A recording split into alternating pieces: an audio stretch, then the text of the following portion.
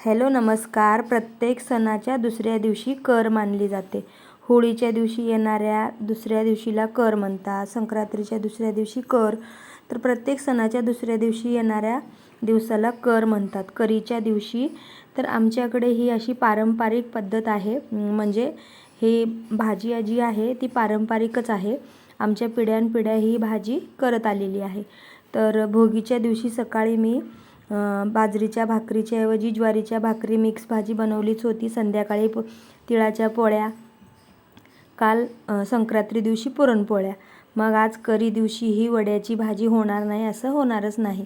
म्हणून मी बघा तर बेसन पिठापासून तयार झालेली ही करीची स्पेशल वड्याची भाजी मी बनवली आहे. तर ज्या प्रकारे पिठलं करतो, घट्टसर पिठलं करून ताटलीला थापून घ्यायचं, वड्या पाडून घ्यायच्या आणि रस्सेदार खोबऱ्याचं कूट, शेंगदाणं कूट, तीळ कूट जेवढे कुठं घालता येतील तेवढे घालून रस्सेदार आमटी बनवायची आणि गरमागरम भाकरीसोबत खायचं. तर व्हिडिओ कसा वाटला? धन्यवाद.